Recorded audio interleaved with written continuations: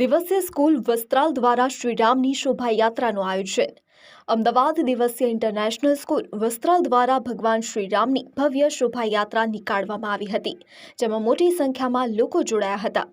તારીખ 22ના રોજ અયોધ્યા મંદિરમાં ભગવાન શ્રીરામની ભવ્ય પ્રાણ પ્રતિષ્ઠા થવા જઈ રહી છે, ત્યારે સમગ્ર દેશ આ ઉત્સવમાં સહભાગી બનવા આનંદ સાથે તત્પર બન્યો છે।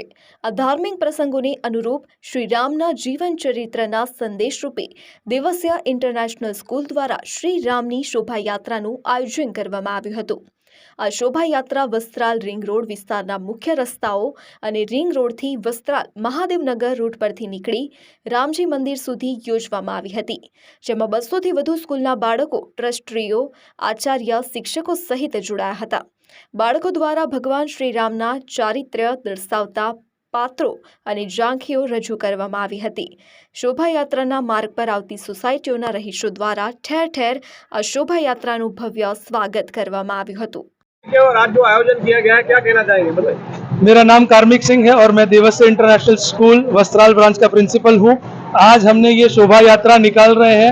22 तारीख को प्राण प्रतिष्ठा महोत्सव है, अयोध्या में श्री राम जी पधार रहे हैं और वैसे ही आज हमारे आंगन में देवस्य इंटरनेशनल के श्री राम और पूरी तैयारियों के साथ हम रथ लेके निकल रहे हैं। यहाँ 5-7 झांकियाँ बनाई गई हैं बच्चों को दिखाने के लिए और इसमें 200 से ज़्यादा बच्चों ने पार्टिसिपेट किया है। 500 से ऊपर बच्चों की और टीचरों की बहुत अथाक मेहनत की गई है इसमें, और इसको हम लोग वस्त्राल से महादेव नगर रामजी मंदिर की तरफ ले जा रहे हैं। बहुत सारी सोसाइटियां हमारे साथ जुड़ रही हैं हमारे स्वागत के लिए। जय श्री राम।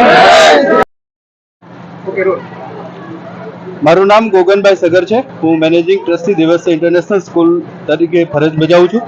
આજરોજ 22 તારીખે ભગવાન શ્રી રામ અયોધ્યા પ્રાણ પ્રતિષ્ઠા મહોત્સવ હોવાના નિમિત્તે શાળાની અંદર પણ એક અવધ જેવો માહોલ છે અને આજરોજ અમે શ્રી રામ ભગવાનની નગર શોભાયાત્રાનું આયોજન કરેલ છે, જેની અંદર વેશભૂષા સાથે રામાયણના પ્રસંગો સાથે જુદા જુદા કૃતિઓ છે એ બાળકો દ્વારા રજૂ કરેલ છે। આ જે શોભાયાત્રા જે છે એ દેવસ્ય સ્કૂલથી મહાદેવનગર જે રામજી મંદિર છે ત્યાં સુધી જશે। વચ્ચે જે પણ સોસાયટી આવશે તો એ સોસાયટીના જે કંઈ સોસાયટીના જે મેમ્બરો છે આ શોભાયાત્રાનું સ્વાગત કરશે।